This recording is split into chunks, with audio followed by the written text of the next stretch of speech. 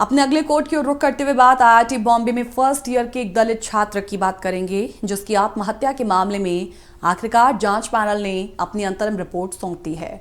जांच पैनल ने अपनी रिपोर्ट में कहा है कि आत्महत्या की एक संभावित वजह खराब एकेडमिक परफॉर्मेंस हो सकती है। इस अंतरिम रिपोर्ट में यह कहा गया कि सीधे तौर पर जातिगत भेदभाव से जुड़े कोई सबूत नहीं है, लेकिन परिवार वालों का आरोप है कि जातिगत भेदभाव के कारण ही अहमदाबाद के दर्शन सोलंकी आत्महत्या करने पर मजबूर हुए। आईआईटी बॉम्बे में दर्शन सोलंकी केमिकल इंजीनियरिंग के स्टूडेंट थे और पुलिस के अकॉर्डिंग 12 फरवरी को दर्शन ने आत्महत्या कर ली और आत्महत्या के एक दिन पहले ही सेमेस्टर परीक्षा खत्म हुई थी।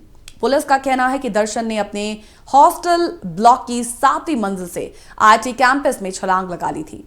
दर्शन के परिवार वालों का आरोप है कि कैंपस में जातिगत भेदभाव के कारण उनका बेटा आत्महत्या के लिए मजबूर हुआ। दर्शन की मौत के एक दिन बाद आईआईटी बॉम्बे ने जांच के लिए एक 12 सदस्यीय कमेटी बनाई थी और इस कमेटी को जिम्मेदारी दी गई कि वो इस बात की जांच करे कि दर्शन को किन परिस्थितियों में सुसाइड के लिए मजबूर होना पड़ा। तो 2 मार्च को इस कमेटी ने 8 पन्नों वाली अपनी जांच बनाई और जांच रिपोर्ट बनाई और उसके बाद इसे सौंप दिया है। जांच की कॉपी केंद्र सरकार को भेज दी गई है और इस जांच पैनल ने कैंपस में कुल 79 लोगों से पूछताछ की है और इसी आधार पर अंतरिम रिपोर्ट तैयार की गई है। इन 70 से ज्यादा लोगों में 11 विंग, मैथ्स, 7 टीचिंग स्टाफ और 9 टीचर्स, 2 मेंटोर, 11 पारिवारिक दोस्त हैं और 13 सुरक्षा कर्मियों को शामिल किया गया है। आइए आपको ग्राफिक्स टेक्स्ट के माध्यम से बताते हैं कि इस अंतरिम रिपोर्ट में एक्चुअल में कहा क्या गया है। तो और अंतरिम रिपोर्ट में कहा गया है कि दर्शन सोलंकी का अलग अलग विषयों की परीक्षा में बहुत ही खराब परफॉर्मेंस था। खासकर दूसरे सेमेस्टर के दूसरी छमाही के सेमेस्टर में पॉसिबल है कि खराब एकेडमिक प्रदर्शन का असर दर्शन पर बहुत बुरा पड़ा हो। दर्शन सोलंकी की बहन ने कैंपस में जातिगत भेदभाव की बात कही थी, लेकिन उनके इस बयान के अलावा इस बात का कोई सीधे तौर पर सबूत नहीं मिला कि दर्शन को जातिगत भेदभाव का सामना करना पड़ा। दर्शन की बहन ने जातिगत भेदभाव से जुड़ा कोई सबूत नहीं दिया। रिपोर्ट में दर्शन और उनकी बहन की बातचीत का हवाला दिया गया है। रिपोर्ट के अनुसार कंप्यूटर्स और अन्य विषयों से जुड़ी दर्शन की जिज्ञासा पर कई बार कुछ उनके क्लासमेट्स हंस दिया करते थे। इस रिपोर्ट में यह भी बताया गया है कि दर्शन पढ़ने में बहुत दिलचस्पी नहीं दिखाते थे और वो हॉस्टल के कमरे में ही रहना पसंद करते थे। दर्शन का एक दोस्त कहता है कि सोलंकी को लेक्चर समझने में दिक्कत होती थी। दर्शन की परीक्षा की तैयारी भी पूरी तरह से नहीं हो पाती थी। रिपोर्ट के मुताबिक दर्शन सोलंकी जातिगत भेदभाव के खिलाफ कभी SC/ST सेल या स्टूडेंट वेलनेस सेंटर भी नहीं गए और ना ही आईआईटी बॉम्बे के मेल पर इससे जुड़ी कोई भी कंप्लेंट उन्होंने डाली हो। इस रिपोर्ट में यह भी कहा गया है कि सोलंकी बहुत ही इंट्रोवर्ट स्वभाव के थे।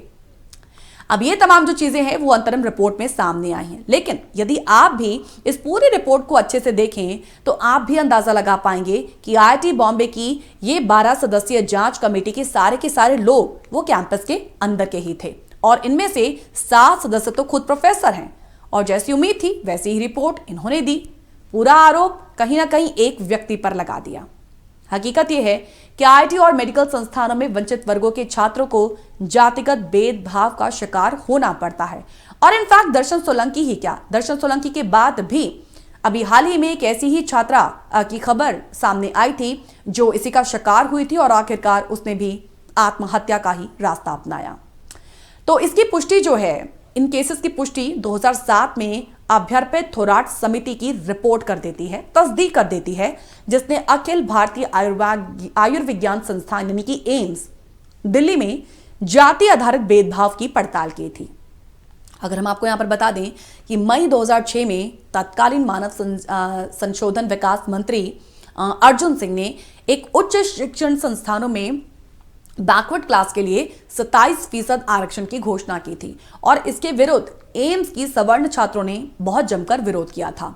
समिति ने अपनी इस रिपोर्ट में बताया था कि एम्स में दलित छात्रों के साथ किस तरीके से जातिगत भेदभाव होता है। हॉस्टल में दलित छात्रों को बंद कर दिया जाता है ताकि वो अपनी पढ़ाई नियमित तौर पर ना कर पाएं। दीवारों पर जाति सूचक गालियां लिखी होती हैं। समिति ने बता पाया था कि रेजिडेंट डॉक्टर्स एसोसिएशन नामक संगठन जाति के आधार पर विभक्त था और आरक्षण विरोधी आंदोलन चलाने वालों में प्रमुख संगठन। समिति ने पाया कि वंचित वर्ग के छात्रों के साथ कोई सामाजिक संवाद नहीं होता है क्योंकि सवर्ण छात्र दलित छात्रों के साथ उठना, बैठना, बातचीत करना या खाना खाना पसंद नहीं करते। स्टडी से लेकर प्रैक्टिकल तक में दलित छात्रों को जातिवादी डॉक्टरों से दुर्व्यवहार का खतरा भी बना रहता है। और अब देखिए दर्शन सोलंकी का ये मामला हमारे और आपके सामने है। तो ऐसे कितने ही दर्शन जो हैं वो रोज रोज अपने जीवन का अंत कर देते हैं या उनका सामाजिक जातीय व्यवस्था में अंत कर दिया जाता है। पिछले कुछ सालों से ये एक हम कह रहे हैं कि नया बर्बर ट्रेंड सामने आया है और इस ट्रेंड के सामने आने से यह आसानी से समझा जा सकता है कि दलितों और आदिवासियों के खिलाफ किस किस्म का सामाजिक स्वरूप स्थापित करने की कोशिशें की जाती हैं। और आखिरकार यहाँ पर एक बड़ा सवाल ये भी है कि जब दलितों को मिल रहे आरक्षण से सवर्ण जातियों को इतनी ही दिक्कत है, नफरत है, तो इन्होंने EWS आरक्षण को उस वक्त कैसे स्वीकार कर लिया। दरअसल आरक्षण पाने वाले बहुजन छात्रों की चेतना में ये बात बैठाने की कोशिश आज की जाती है कि आरक्षण एक भीख है। आरक्षण से आया हुआ व्यक्ति योग्य नहीं हो सकता। ये सिर्फ आरक्षण पाने वालों के चेतना तक ही सीमित नहीं रहा, बल्कि इस विचार को जनमानस में भी आज कहीं ना कहीं बैठा दिया गया है। और यही वजह है कि जब भी बैकवर्ड क्लासेस के बच्चे ऐसे उच्च संस्थानों में दाखिला पाते हैं तो उन्हें भी इस स्थिति से जो 2-4 तो होना ही पड़ता है।